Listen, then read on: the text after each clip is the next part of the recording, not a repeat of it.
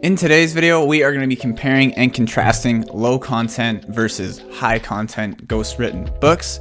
So if this is something that you've been wondering for a while, if you're wondering which kind to get into, which kind better suits you, then this is the video for you. So let's not waste any more time. Let's get right into the video.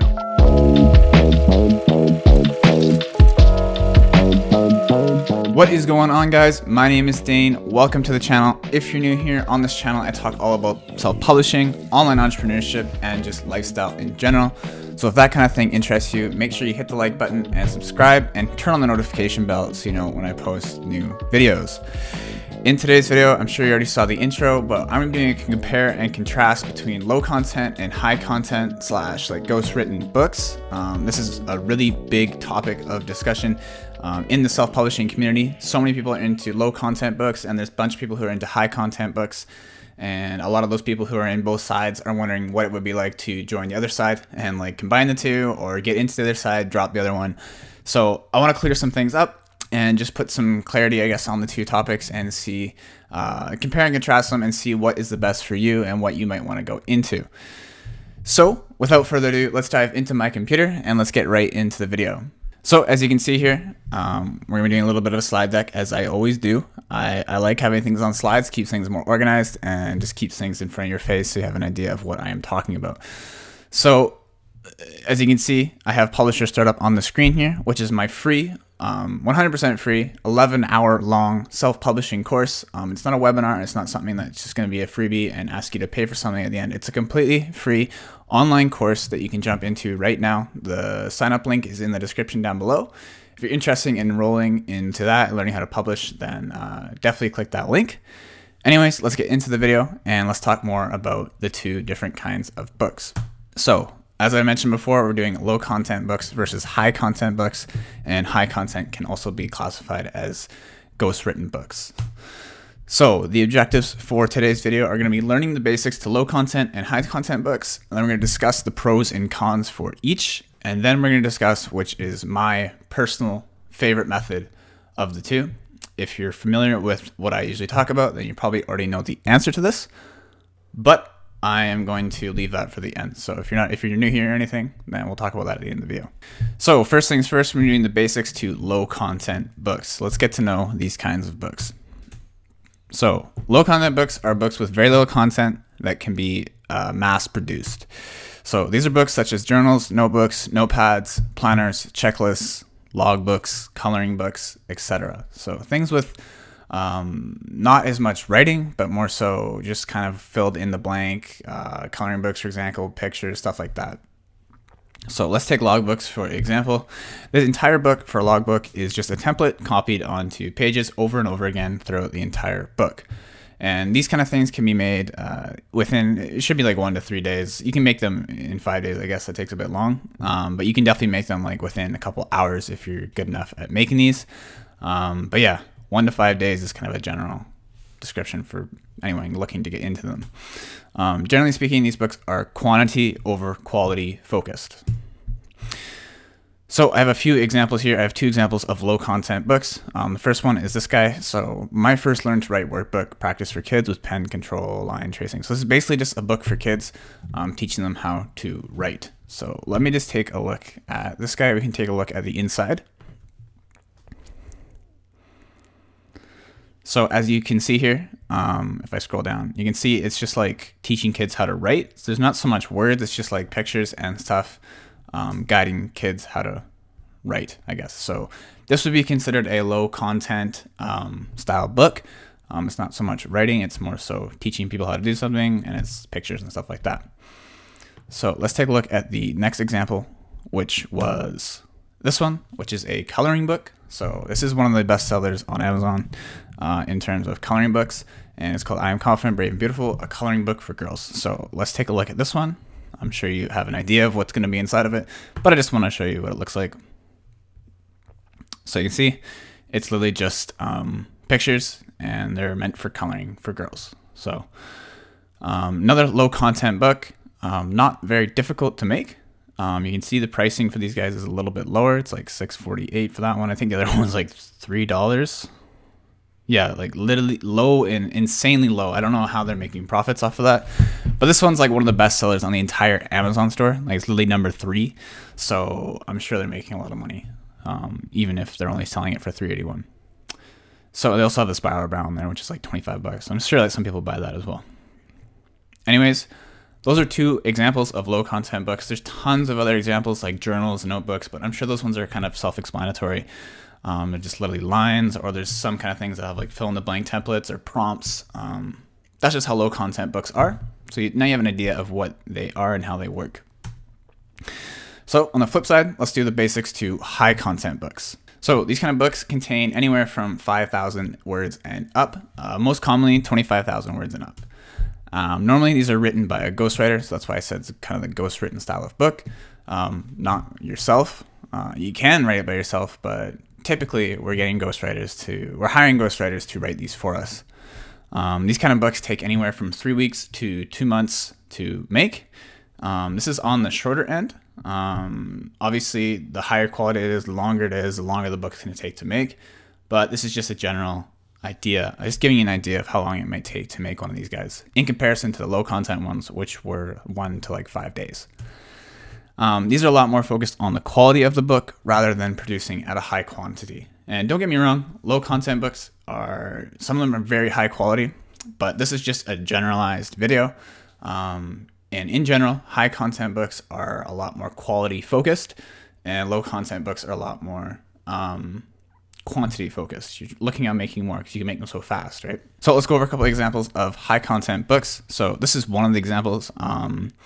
This is just like a greenhouse gardening book. I can click it and show you guys what it looks like on the inside. So for example, this one has, I think I already looked, had like 158 pages. So that just tells me right away, probably has around like 20 to 30,000 words. I think it's like 6 by 9. Yeah. So it's probably around 20 to 30,000 words.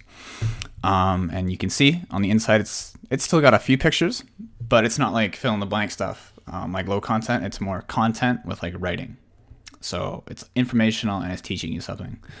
Obviously this is the nonfiction niche, so it's teaching you stuff. In fiction, it would be a story or something like that. Same idea, still has a bunch of content within it. So I also have a second example here, which is Jordan Peterson's book, 12 Rules for Life. So I want to give you guys like a self-published version. This is probably self-published compared to like a really professional high-end book. So you can make these at any level is all I'm trying to say. So for example, Jordan Peterson's book, 12 Rules for Life. This is obviously going to be a high content book. It's like an informational self-help book. So going down here, you can see it's just like a lot of words and it's like a full-on book. So yeah, those are what a high content ghostwritten book looks like. I don't know if Jordan Peterson got this ghostwritten or not. But if you're self-publishing, generally you're going to get those things ghostwritten, unless you don't have the budget or you're just a writer and you like writing them yourself. I'm sure Jordan Peterson wrote a lot of this himself and then had ghostwriters and editors and everyone go through it. But anyways, you have the general idea. Low content are like pictures, fill in the blanks, stuff like that. And then high content is obviously lots of content within the book. Okay, so let's get into the next section, which is going to be the pros for each kind of these books. So first things first, let's do low content. So low content, the pros to them are they're cheap to be made. It's definitely a low initial investment. They're very beginner friendly.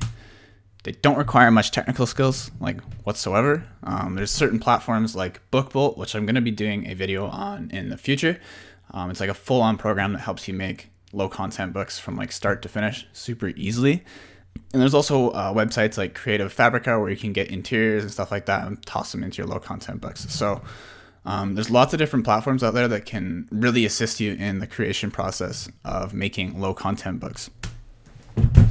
And on top of that, obviously we already kind of discussed this, it takes very little time to produce these guys, so that's definitely a pro.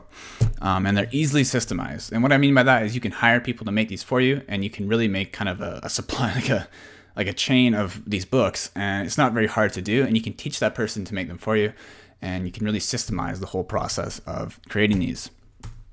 They also can be very passive once you have a lot of them under your belt. Like they're on Amazon, they're making you sales as long as they're ranking and they're targeting in-demand keywords. No inventory, so this goes for any kind of book, high content, low content. anything on Amazon KDP. They print the book for you at their facility, so there's no inventory or anything like that. They also have branding potential, not super high, but you can definitely make a brand out of your low content books. Short-term, cash flow driven, so you'll see a return on investment pretty quickly with these guys.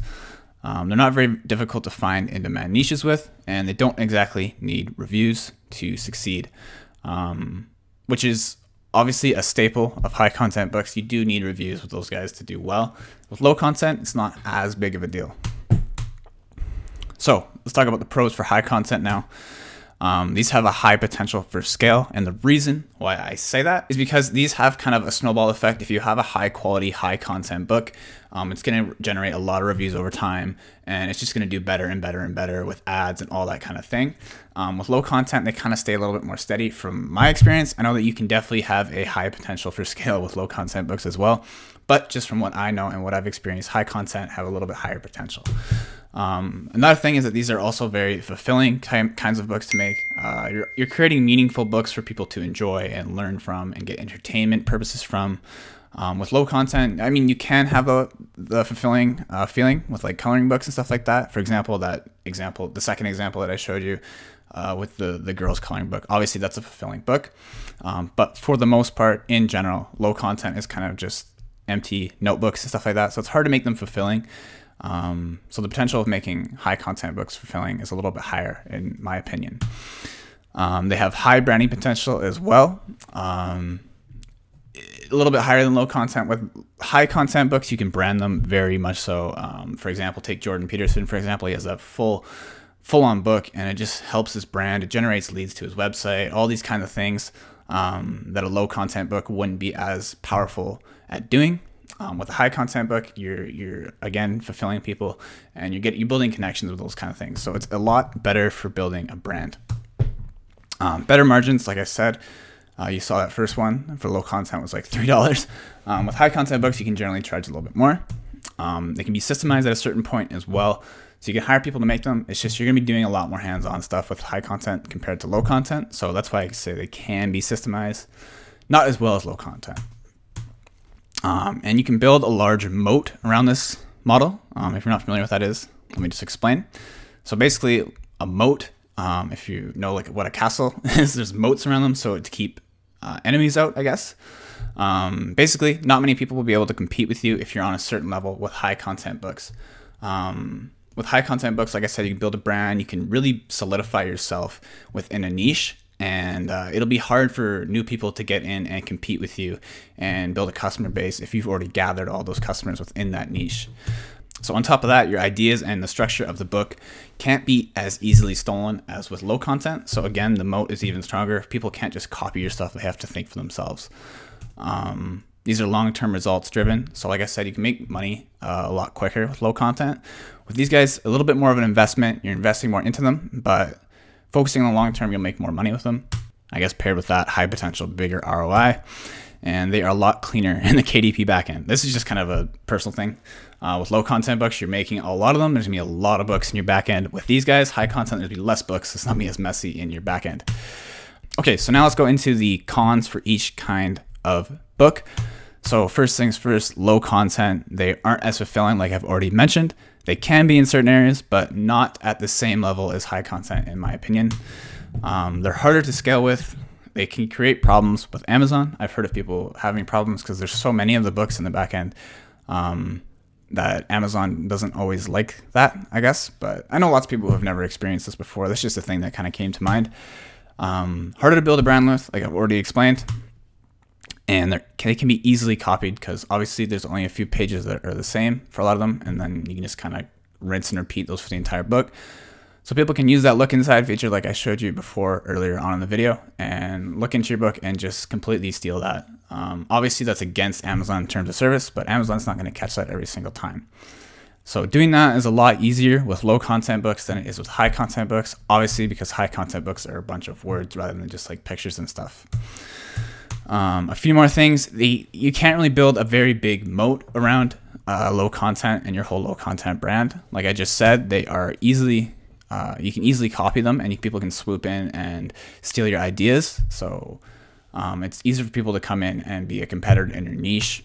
I've seen a lot of people get their low content books completely ripped off, which obviously is terrible, but I've seen people, it's happened to many people. It's because it's so easy to do. So like lazy people will swoop in and just like steal their content and make an entire book, basically the entire book, and put it under their name. They can be a bit monotonous to make over and over and over and over again. Like I said, they're not as fulfilling. So like you're making the same thing over and over and over again. ROI is generally a little bit less, and they have a messy backend in the KDP. So I already explained that. There's so many more low content books than you'll have if you're having just high content books. So you'll have kind of a messy KDP backend. So the cons to high content, they're definitely more expensive to get started with. They can be harder to find niches with. So the competition is maybe a little bit higher compared to, the competition thing matters a little bit more with high content books compared to low content. So it can be harder to find niches that are in demand and not as competitive. They require a lot more focused effort to succeed. But like I said, a little bit more fulfilling. But yeah, it's going to take a lot more effort to invest into the creation of a book rather than low content. There's more focus on one book, like I just said, due to the heavy focus on quality over quantity. So if you're focused on high content books, you're going to want to focus on quality, which means you're going to have to put a lot more time into one book rather than a bunch. So many things require a lot more time to do with high content books. So those things are like outlines, covers, descriptions, formatting the book, advertising, reviews. So those things just require a lot more effort per book in comparison to low content books. Generally, high content books will need reviews as well. So that's another thing you got to consider. It's going to be a lot more difficult to get reviews than obviously not get reviews with low content. So that's another thing to consider. They take a lot longer to see a return on investment as well. And they're a little bit more difficult to systemize because they're a lot more quality focused. You can't really just outsource them and get someone else to make them really quickly for you like you can with low content. So that's one thing to consider. And I didn't play the video properly there, but now it's playing. So my winning method of publishing. So let's go into my method of publishing, the one that I utilize within my business, and why I do so. So I focus on ghostwritten high quality or high content books, but I also contribute books mixed with ghostwritten strategies and low content. And I also have a few low content books too. So like I could put all three on here. The ones that are mixed with ghostwritten and low content, I call DIY books. So they're kind of in between the two. So there's ghostwritten, high content books, and then there's the ones that are mixed between the two. So DIY books, and then there's low content books. So there's, in my opinion, there's three different kinds of books, but I kind of combine them all in my portfolio so I can take advantage of everything. So like I've talked about before in other videos, I like to diversify my publishing portfolio. So like I was just saying, I like to have all three different methods contributing to my income. I don't want to just sell myself short and only go into one. I make use of ghostwritten high content books while also incorporating ones I call DIY, so the ones that I just talked about, which are a mixture between high content and low content. And if you want to learn more about those, I talk a lot more about them in the program down below, the Publisher Startup Free Publishing Program. I also have other YouTube videos that talk all about DIY books, so I'm not going to go into that in this video. But if you're interested in how those work, how they're made, I have a bunch of videos on my YouTube channel, and the course talks all about that stuff. And remember, this is just my opinion, but I find this to be the best happy medium between the two. And like I said, I also have low content books as well, sprinkled in throughout my portfolio. But this way I can take advantage of things like trends in the market, quality and quantity. So I can take advantage of making a bunch of books, and I could also take advantage of having high quality books. So both at the same time. Obviously fulfillment is another thing. I like having books that make me feel fulfilled. People enjoy them, I entertain them, and I can help them with certain areas. I take advantage of things like higher market margins, systemization for the low content books. I can get other people to make those for me while I focus on my high content books. Brand building, so I can make brands with my books. Fast cash flow in the low content, and then long-term ROI with the high content. And also building a deep moat. And most importantly, obviously, because you don't want people to come in and steal your ideas, become competition, all that kind of thing. So having both methods incorporated into my portfolio, low content books and high content books with the DIY ones in between, is just my method that I've utilized for ever since like probably last December when I first discovered all the different methods. And personally, I find it has been probably the most effective way of publishing or self-publishing since I've started. So that's just my method. I know there's tons of other methods that are super effective as well. But personally, that's what I utilize in my publishing business. And I talk all about that in the free publishing course, which, like I said before, is 11 hours long. It's a full-on course, 100% free. There's a Facebook group, everything like that. So if you're looking to join a community of other self-publishers, like-minded people, the Facebook group is super active. Lots of people in there answer any questions that you have. But to get access to that group, you got to make sure that you join the program first, and then you can get into the Facebook group and everything like that. So if you're interested in learning how to self-publish the way that I do, like I've talked about in this video, high content books, DIY books with low content books mixed in, I talk all about that in Publisher Startup. So that's it for today. I hope you enjoyed this video.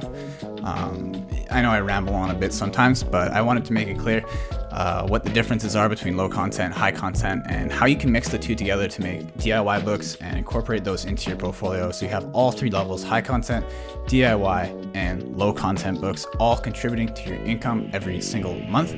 And like I said, personally, this has been the most effective method for me ever since I started self-publishing back in September and started incorporating these methods in like December area of 2019.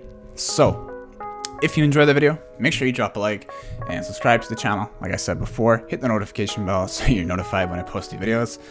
Generally speaking, I post a new video every single week around the middle of the week.